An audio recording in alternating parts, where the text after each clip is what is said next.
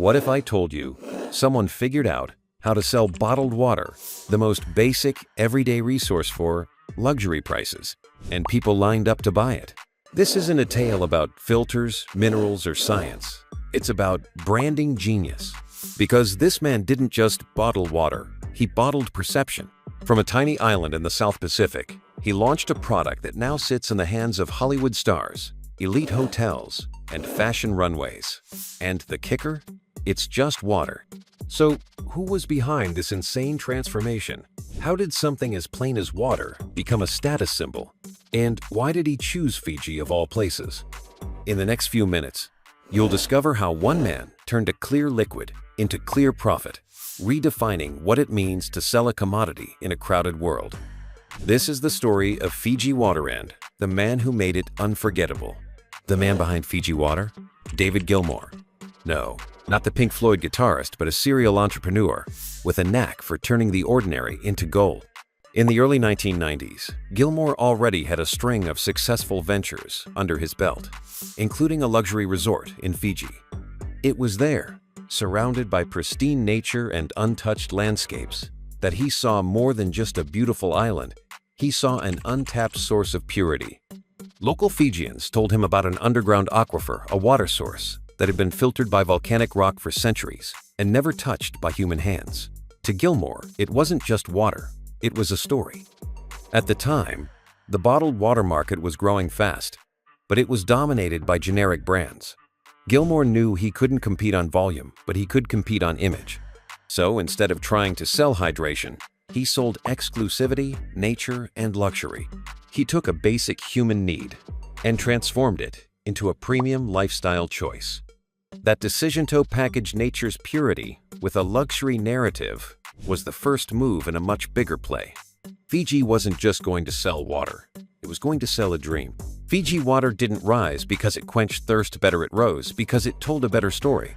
David Gilmour's genius wasn't just discovering the aquifer, it was branding it as something otherworldly.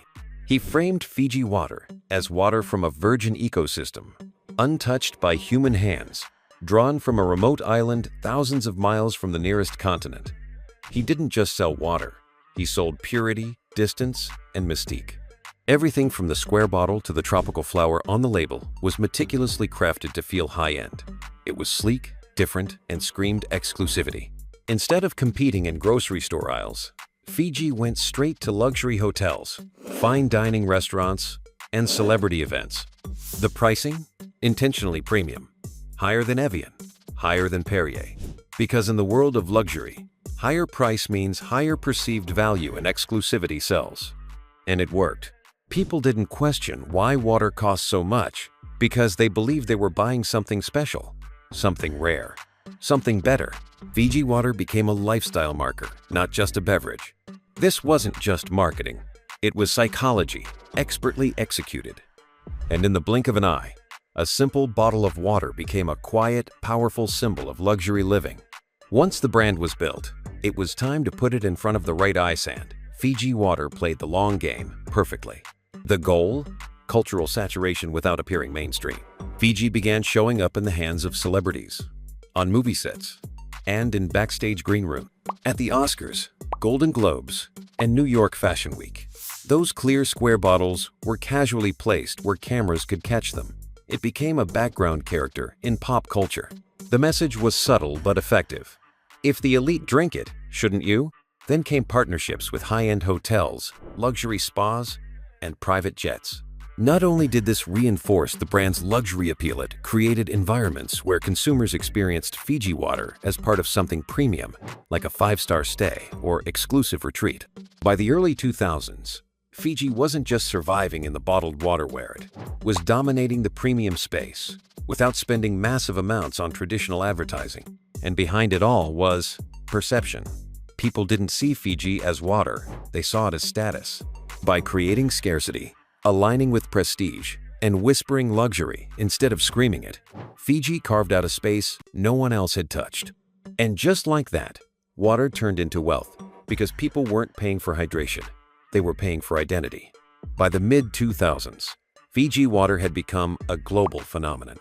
No longer just a luxury accessory in Hollywood, It was now stocked in high-end retailers across the world. In 2004, the company was sold to The Wonderful Company, known for owning other premium brands like Palm and Halos.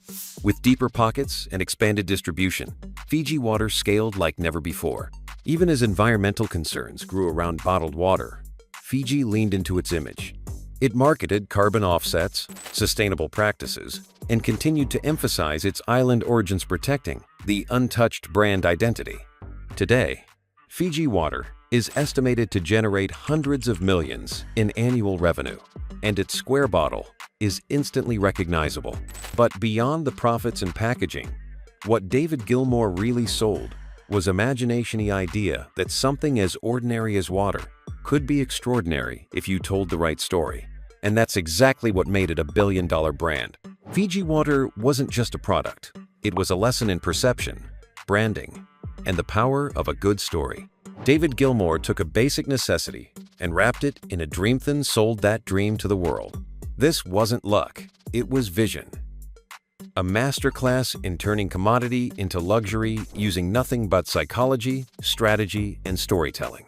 So the next time you see that square bottle, remember, you're not just looking at water, you're looking at one of the smartest business moves of the century.